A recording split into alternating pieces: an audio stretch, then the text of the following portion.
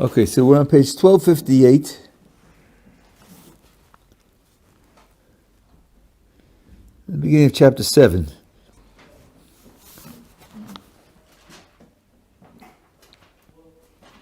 We started at chapter 7. Yes. There was the second banquet, and the king repeats his invitation to the queen. What is your request? You'll get it. What is your petition? Up to the half the kingdom. I meant to check. They write, even if it is up to half the kingdom should be filled. I don't think that's right, but I really should check because the words could be read that way, but the sentiment I think is wrong. So, and she said, you're right. And she starts with his favor, and what pleases the king. And my request for myself is my life, and my petition is for my people.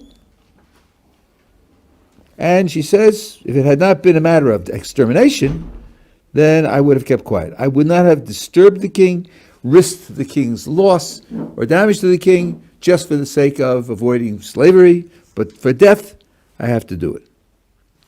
So, she says, I and my people. She doesn't yet say who they are. So the king is like astonished. Who's attacking the queen? What kind of idiot is he? Like, what is it? What's going on? King Ahasuerus exclaimed and said to the Queen Esther, who is it? Where is the one who dared to do this? And Esther said, an adversary and an enemy, this wicked Haman. Even Haman didn't know what was coming. How should he know? Nobody knows the queen is Jewish. So she's breaking the news here. Now, everything's on the table. She has now done what she promised to do. She's identified herself. She now has identified herself as Jewish. And Haman, it turns out, think of the king. He's my prime minister, even though he's suspicious of him. He's my prime minister, and he's arranged to attack the queen? The queen? Like, that's over the top for him. I can't see with this. Haman trembled in terror before the king and queen. The king rose in a rage from the wine feast and went into the palace garden. He's trying to recover from shock. While Haman remained to beg Queen Esther for his life. For he saw that the king's evil determination against him was final.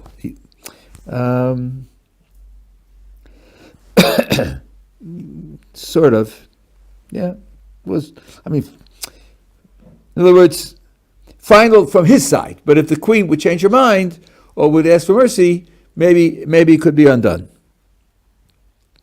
When the king returned from the palace garden to the banquet room, Haman was prostrated on the couch upon which Esther was.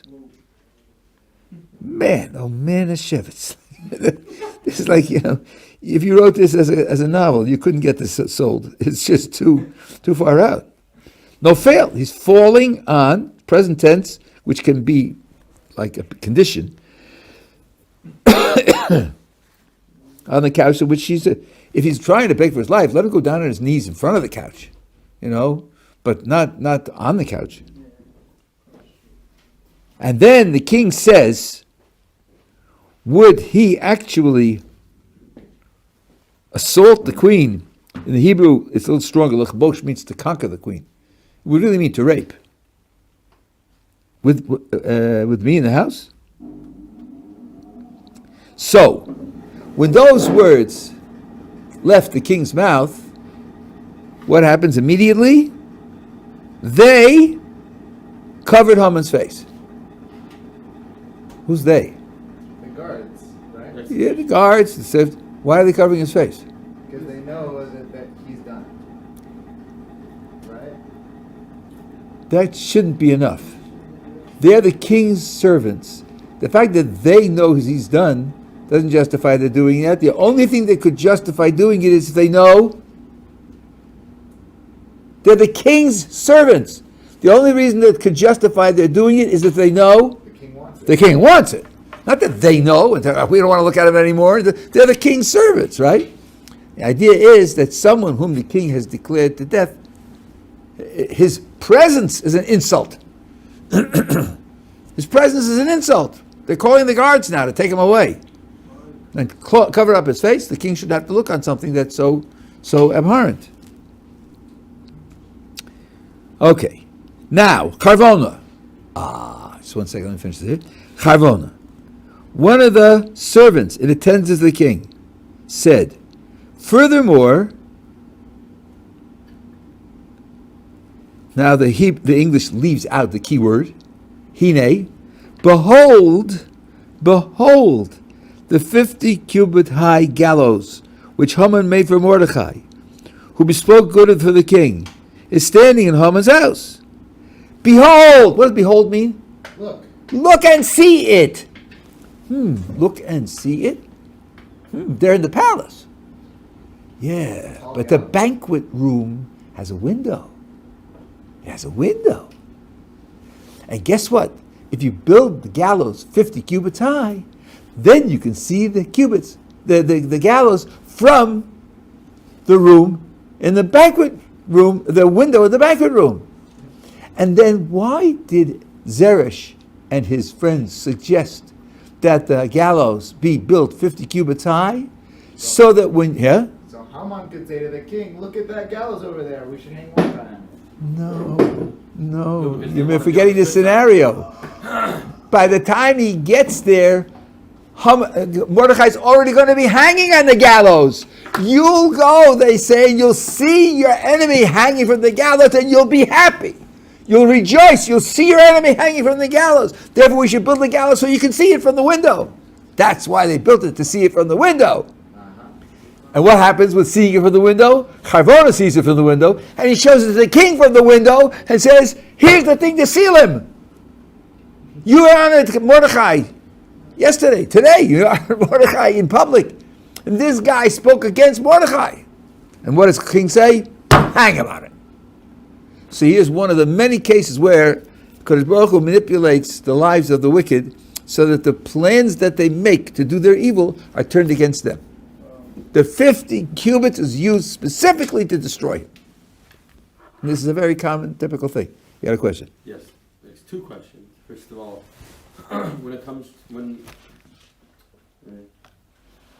when it says that that he got angry when he heard about this whole thing, Achashverosh heard about this whole thing, he got angry, went to the garden, and Haman was staying over to beg for his life to Queen Esther. Right. How long was this whole period? 2 minutes? 2 minutes. Just walked in and out like that in such a big palace. He just walked into the courtyard, came right back in. He was trying to get control of himself. Look what's happening to him here. Number one, the queen is apparently in danger. And number two, it's his trusted prime minister who's responsible for it. That means his whole world is falling apart. And then he came in and he sees. And then now of course, I made fun of it, but the oral tradition says, what does it mean that he's falling on the couch? How did that happen? The oral tradition says an angel came and pushed him. He couldn't have chosen to do that. That's real idiocy, unless you say that he's so out of control now. He's so panicked and out of control, he doesn't know what he's doing. Otherwise, it's very difficult to explain what he's doing, falling on the couch where Esther is. Yeah. Wouldn't it be like when Moshe fell in front of Hashem? It's the same Lashon. Nafal panav va'ikra b'shem Hashem 13 meters. When you fall on your face, it's like pleading for mercy. So he's pleading for mercy from Esther. Yeah, but it doesn't say that he fell on his face. It says he's falling on the couch. Right. Well, that's not the same. We could infer it's on his face. Or at least like he's not. That's it. If somebody says he lifted it with his right hand, they could infer that it was his left hand. I mean, it's missing a detail, but isn't it when we? It's not missing any details. The pol al panav is a sign of respect when you meet somebody who's greater than you are, right? And it means you're on the ground. Your head down to the ground. That's not the same as falling into a pit, or falling. Not all fallings are prostrating yourself in front of someone out of respect. Yeah. Who is this Harbona? He's one of the, it says, one of the servants. And how does he know that those gallows were specifically made for Mordechai? How does he know? 1 second. Well, after all, Zeresh and all of his advisors, Mordechai, or of Haman's advisors, no, they were the ones who gave him the right? And then they saw him starting to fall, and then they said, "You're not going to survive." Okay. So then they can talk. But Harbona's part of those advisors. Or it spread, the rumors spread. In a capital city, rumors spread very quickly. Everybody's talking, what did the king say? What did the prime minister say? And who's going to get taxes? And so on and so on. Then you sell your knowledge to other people, so you make a profit. I mean, it's a business. Well, what do you mean knowledge is spread? Yesterday, this was all done within an hour. As they were speaking, they were brought to the banquet. Like literally, all of this happened within an hour. This guy, Harbor, managed to figure out this from the. What you're saying is not only did. Oh, I'm sorry. It says in here the king's chamberlains arrived and they hurried to bring Haman to the banquet. I'm sorry. Zeresh. Well, one second. I think I got confused. Hold on 1 second. I was in the middle of the night there. That's not what we're talking about. You're right. We're talking about they had their meeting, and they gave them the Eitzah to do that, and then you're right. This has to be accounted for. If they all left, then that means so did the advisors leave at the same time and went to the palace together, as also because it all happened within a second, and Harbona was there with them. Well, we don't know how long the banquet took. I would imagine the king repeating his invitation to Esther after dessert. He's coming to the banquet. I think he wants to enjoy the banquet also, right? After dessert, licking his chops, wiping his lips with the napkin. Great meal, Esther. Great meal. Sorry you didn't eat it, if it was on the third day of the fasting. But and now let me offer you again the opportunity. It could have taken 2 or 3 hours. So that's not too surprising. And they know, the advisors know he's on his way to a fall. Now, I dimly remember now. Maybe I'm just making an ignorant mistake. Maybe Harvona was one of or maybe the oral tradition attributes it to something supernatural. But it's a good question. It's a good question anyway, even if it's 3 hours. How the information got from them to him. I will look it up. It's a good. Just his name, and I have no idea who this man is. But neither does anybody else. He's just identified as one of the advisors of the king. That's all. One of the chamberlains in attendance. Yeah, Chamberlain is one of. And also the chamberlains went to also pick up Haman. Maybe he was one of the chamberlains that actually went to get Haman, and was there overhearing what the advisors heard. Maybe. Because it says one of the chamberlains. And the chamberlains arrived. So Yeah. Okay. Could be. It's a nice thought. Nice thought. Okay, we're together so far? Now, okay. Now, chapter 8. But I told you, the chapters mean nothing. But there is a split in the Hebrew text. As you see on the right-hand side, there's a split here, so this really is like going to a new thing. And it's a short little paragraph. That very day, King Ahasuerus gave the estate of Haman, the enemy of the Jews, to Queen Esther. Mordechai presented himself to the king, for Esther had revealed his relationship to her. That is, that he raised her, that he adopted her as a daughter. Esther did not reveal that she was married to him. And even the one who says she was married to him, this relationship cannot include that. There are other relationships there. He's a first cousin, and he did raise her. That's also a relationship. He certainly didn't reveal that they were married. The king slipped off the signet ring, which he had removed from Haman, gave it to Mordechai. Esther put Mordechai in charge of Haman's estate. Now, this little paragraph is out of order, chronologically, and this happens very often in the Tanakh. Some of our supposedly objective critics in the academic world miss this entirely. Sometimes the passage is telling a story, and it has certain main features in the story. And it will follow out those main features in the story, and then come back and pick up other features which happened before. So when Joseph is sold by his brothers, the end of the selling says that that he was taken down to Egypt and sold to Potiphar, one of the king's officials. That took weeks. Then it goes back and says, and the brothers took his coat and they dipped it in blood, and they said that happened right away.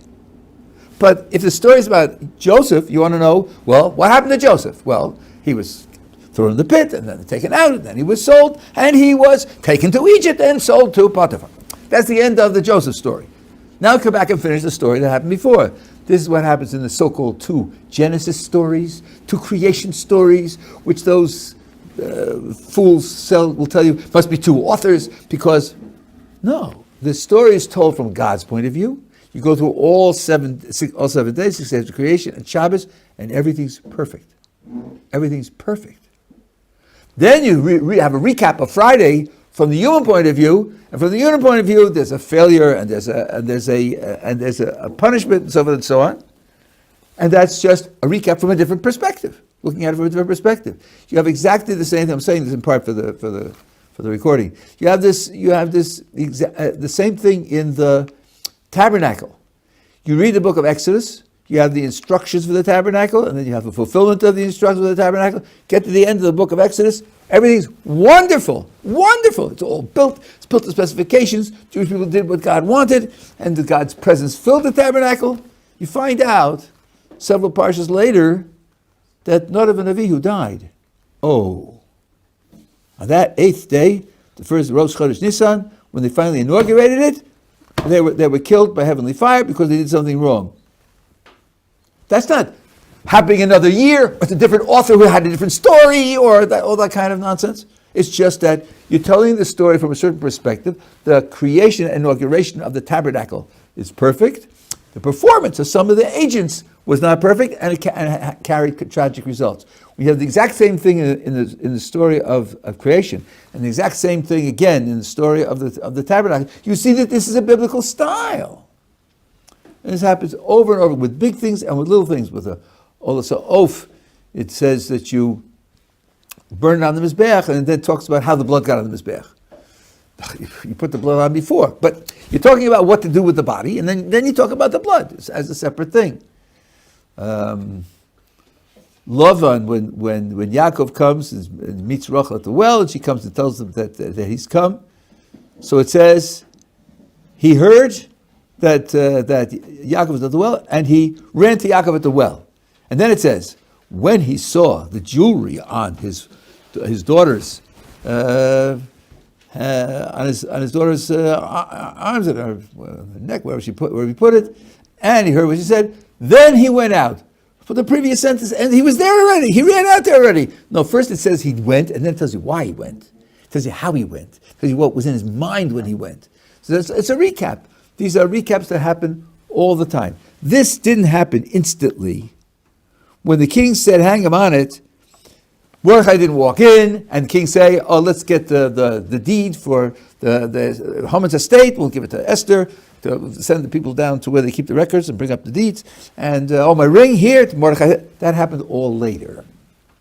We now have to continue, starting with verse 3, what happened between Esther and the king once he says, hang Haman on the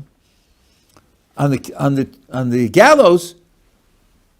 That's not the end of the story. The promulgated decree is still in force to slaughter the Jewish people. What about that? She's not finished yet. So here it's just, you want to know what the end, Haman's being sent out to die? Yeah, so what happens? He dies, the estate is transferred, and Mordechai takes his place. That's the end of the Haman side of the story. And now it comes back to the Esther side of the story. Don't get confused with the order of the sequence in the text versus the chronology. Usually it's the same. Usually it is the same. I don't say you can play fast and loose with it, but sometimes it isn't, and you have to use your good sense to figure out when it is and it isn't. There's a principle in Chazal, ein muktam mu'achar Torah. Things are not always written in chronological order. Rashi and the Ramban have a disagreement about how much freedom you have to reinterpret the order of events in order to solve different problems. But there have to be problems. There has to solve the problems. There has to be a logical basis to it. It's just it can't just do as you please. Yeah. We usually assume that, especially like in the Ksuvim, that it's written in chronological order, don't we? Again, maybe I didn't get across what I said. I said all of the books of the Tanakh are usually written in chronological order, usually, but usually carries the possibility of exceptions, and you have to sometimes use your judgment to figure out what is an exception. The proof of it is that the very beginning of Sefer Bamidbar is dated, and then several chapters later, there's another event that's dated earlier. So we know that sometimes the order of the text isn't the order of the chronology. We know that for sure. Then the question is, how broadly can that be applied in other cases? Yeah. It seems a bit like fairy tale-ish. Bad guy loses, the good guy wins, and he takes his place.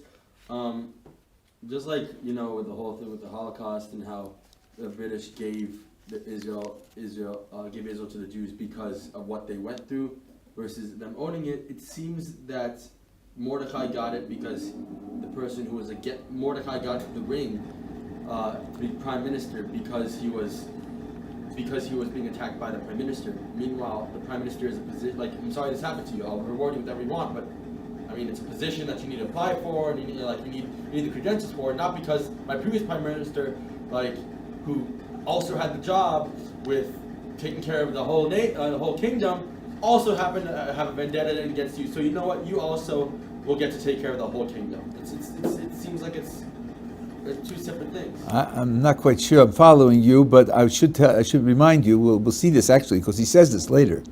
Not everything someone says is meant seriously. Not everything someone says is a real expression of his state of mind. We just had it when Haman's falling on Esther's couch, and the king says, "Did you really think you're going to rape the queen in the palace?" He's not really seriously considering that Haman meant to rape her. They're surrounded by servants. He's not going to get away raping her, and Haman knows that. He's expressing outrage, and he's expressing it in an absurd way. And from that absurd expression, the servants understand there's no way back for this guy. I don't understand. I'm talking about when the king slipped off the signet ring and gave it to Mordecai. Right. Why does Mordecai deserve this? What gives him the ability to be prime minister? Because he raised Esther, the queen. He's the one who's functioned like a father to Esther, the queen. And he loves his queen. Does Achashverosh know this? You just told her. She told him. It says she told him her relationship with him. I am a Jew. That's it. Esther had No. relationship with Oh. what's it called? Yeah. Okay. Relationship of the wife, husband and wife. So I said there. First cousins, that's a relationship, right? Yeah. That he raised her Yeah. because she was an orphan, that's a relationship, right? Yeah. Husband and wife, for sure not. Even according to the one who says they were married, for sure she didn't reveal that.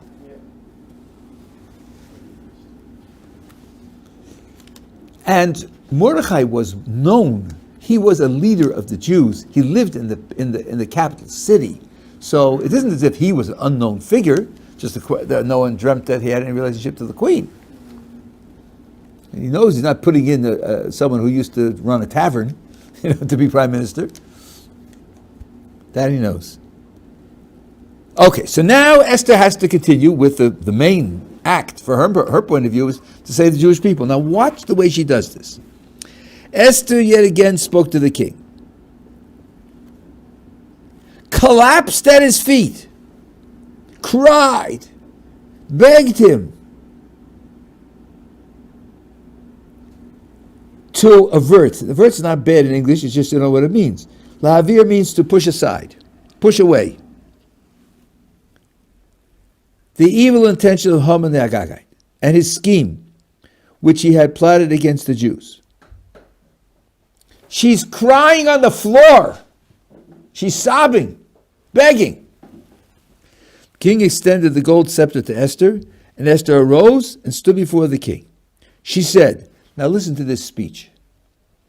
Ask yourself whether this is a speech of a woman in hysteria. If it pleases the king, and if I have won his favor,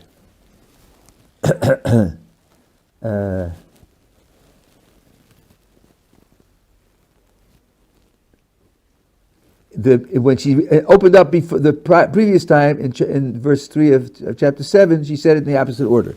But she said both of those same things. And the proposal seems proper to the king's opinion. 3 times! 3 times! All I'm trying to do is please you. That's all. That's my only intention. And that I be pleasing to him. 4 times. Let a decree be written. Wow, is the right thing. Look at what she's doing here. Let a decree be written to countermand. Oh, man. To bring back in Hebrew. In other words, to rescind, to undo those dispatches devised by Haman, son of Abdas, the Agagite, which he wrote, ordered the destruction of the Jews who were in all the king's provinces. I want a new order to be written to undo that one, to take it back, to nullify it, invalidate it. For how can I bear to witness the disaster which will befall my people? How can I bear witness to the destruction of my relatives or my family or whatsoever and so on? What's the appeal based on? Me! I can't stand it!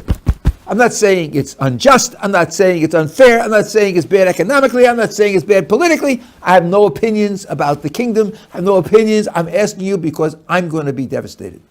She knows exactly where she could have leverage. She can't talk to him about politics or economics or military science or sociology. He's not hearing that from his queen. His queen is a bauble, just a bauble to be pretty.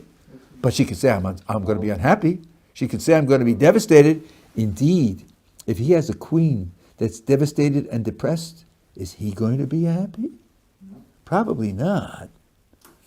Probably not. So she knows very well what she's doing.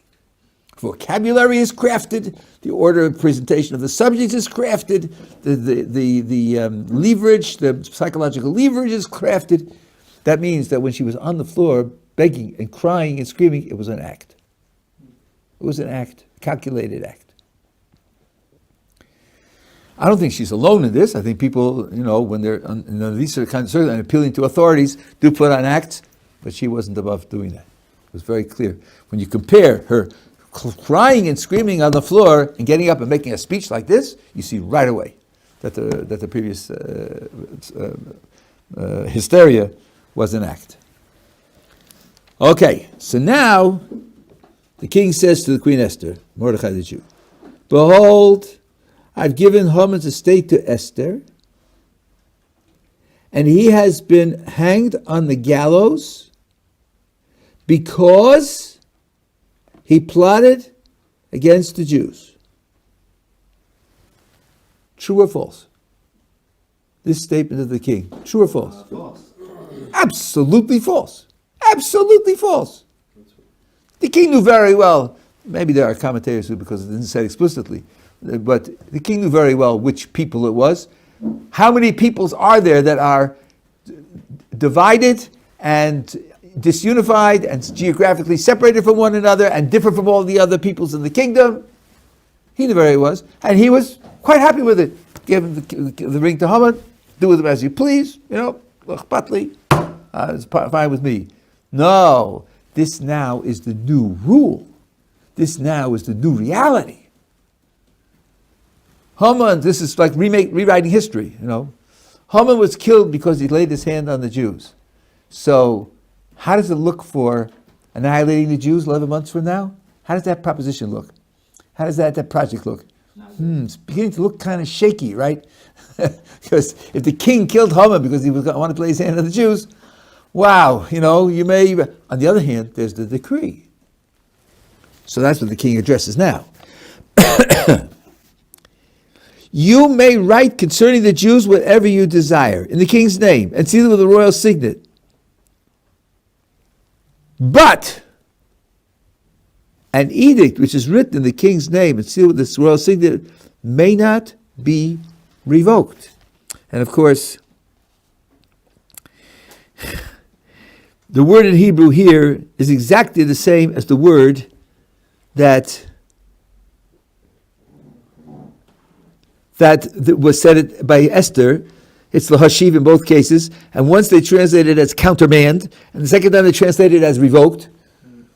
I don't know, if I were doing the translation, I would never do it that way. You have the same Hebrew word, use the same English word. There's no reason to change the English word. But that can't be done. You cannot overturn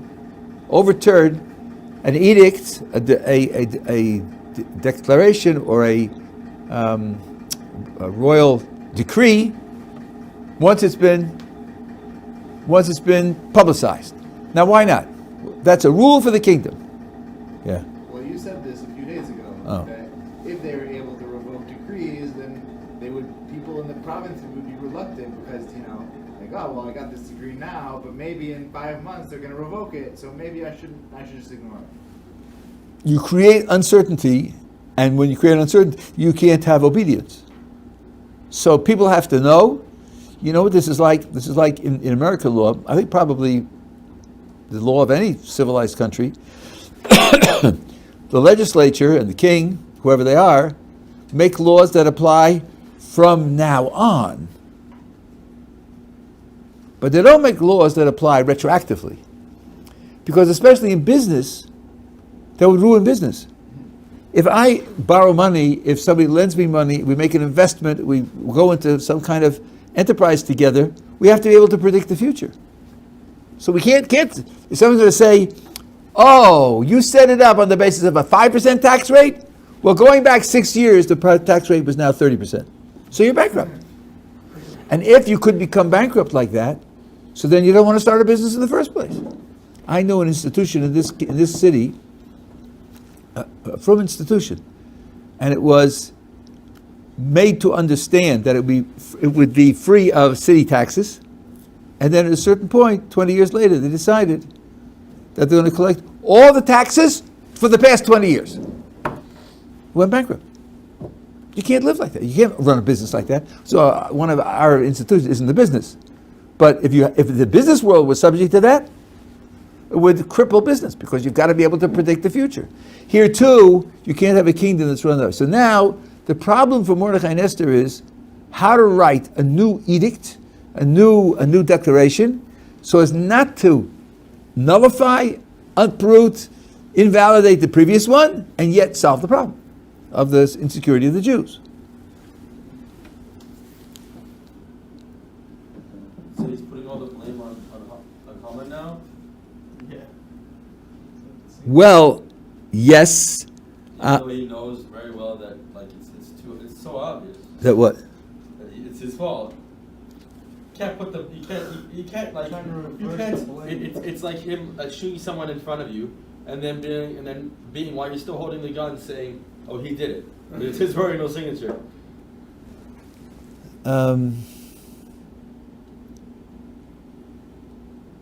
I think in the United States, I don't know if it was done beforehand, but I think in the United States, the first one I heard of who used this technique, the technique of the trial balloon.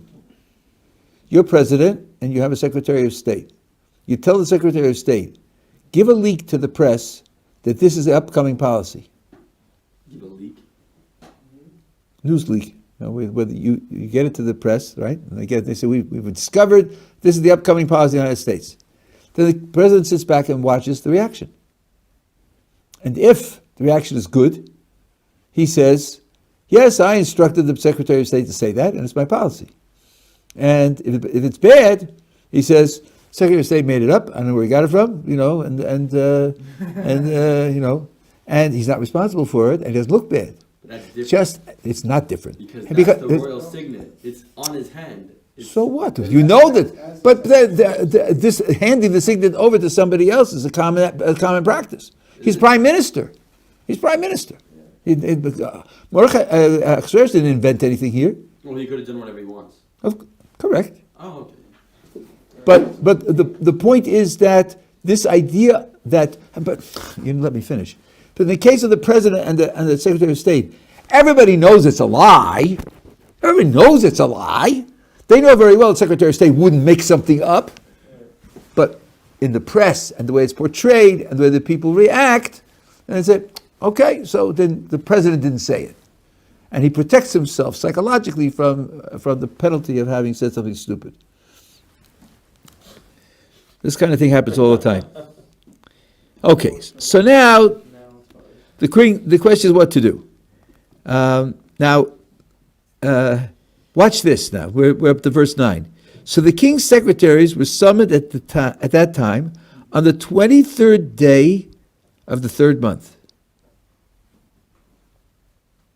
What? Up until now, all the action took place on either the 15th or the 16th of Nisan, the first month. The third banquet. The third banquet, which I told you was either on the 15th or the 16th, depending upon when you thought the 3 days was. Now this is already the third month, 23rd day of the third month. 2 months past. So the commentators say something very interesting here. It said that the first dispatches which Haman sent out, he sent out with certain special couriers. There were special couriers with special animals that were particularly fast. That was on the 13th of Nisan. It took them, let's figure it out, it took them, this is Nisan, 9 weeks to make the round trip. 4 and 4, right. It took them 9 weeks. Now, you have 127 provinces, so that's not so unreasonable. But you want the new decree to go out with the same messengers. You don't want to send the new decree out with different messengers. Because if you send it with different messengers, that leads to people in the provinces saying, hey, this decree came with them, and this decree came with them. Maybe there's some disarray in the capital. Maybe there are competing factions in the capital. You know, maybe the decrees aren't, the second one isn't genuine, or there's a revolution going on. Who knows?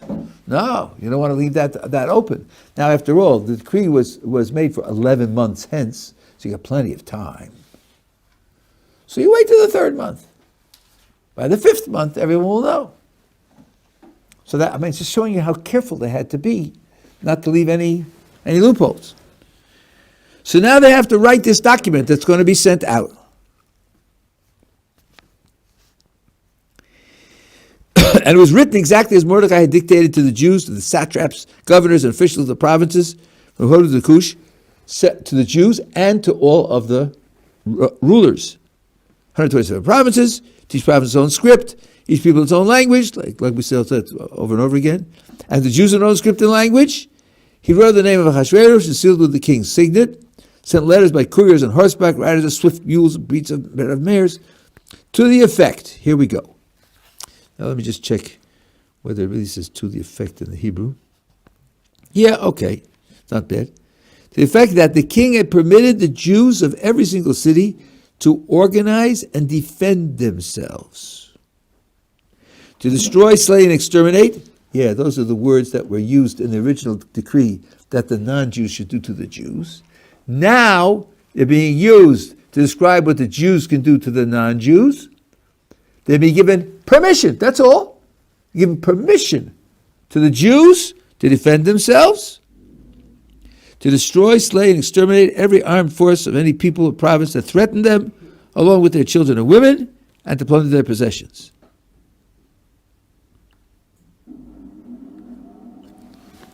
So, the solution to the problem was that the original decree was that everybody in the kingdom, it's free season on the Jews, and they are invited to kill all the Jews.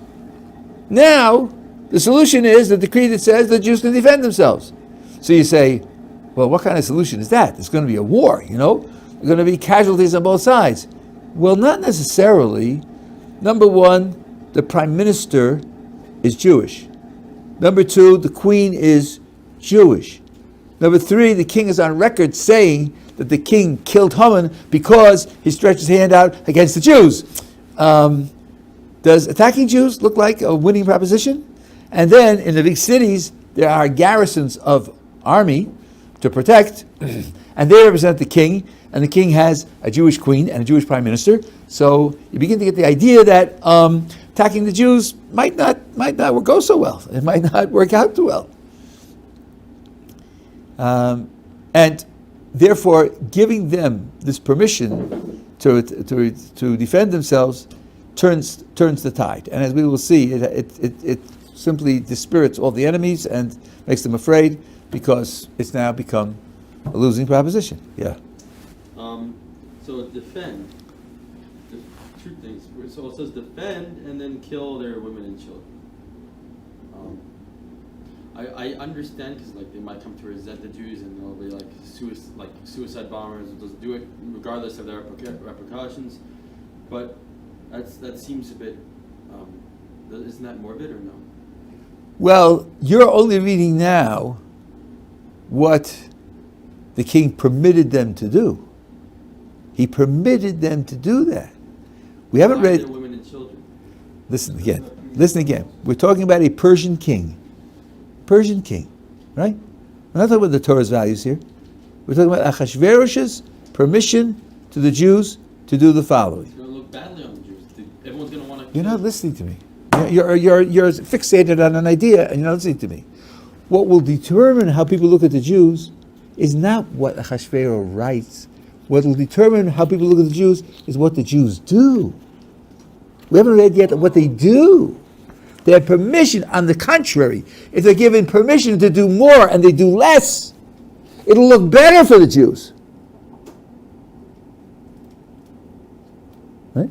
If the royal decree says you can kill the women and children and take their possessions, and the Jews don't kill the women and children and don't take their possessions, the Jews look better. You're just reading here Achashverosh's royal decree. That's all. Okay? And then, So okay, don't look ahead. We're not going down. Right? I'm pointing. I'm trying to teach logic here, right? Here you're reading the decree of the king. That tells you nothing about how people are going to look at the Jews. Although it will teach you, I could split it up into two things now. How will they look at Jews until the day comes? They'll be very afraid. Maybe they don't know what the Jews will do. And the king gave them permission to do all of this. So then they'll be very afraid to raise their heads. so they said that they can defend themselves. Yeah, but defense means... Preemptive. It means preemptive. And since it was in secret, and not even if there are people that are even very, very open about their anti-Semitism towards Jews, like still, how are you supposed to be like, oh, that's the guy we're supposed to get, and that's the guy we're supposed to get, and that's it, and there we go. How are the Jews supposed to preemptively know not only to strike, but also who to strike? What do you mean? we'll see that. I mean, it's written in the text. It's written in the text word for word, right? But the reaction... 13. The contents of the document were to be promulgated in every province and published to all peoples, that the Jews should be ready on that day to avenge themselves on their enemies. The couriers, riding swift mules, went in urgent haste by the order of the king. The edict was distributed in Shushan, the capital. And now, Mordechai left the king's presence, clad in royal apparel of turquoise and white, with a large gold crown, and a robe of fine linen and purple. City of Shushan was cheerful and glad. Jews had light and gladness and joy and honor. We'll talk about that in Yus Hashem tomorrow.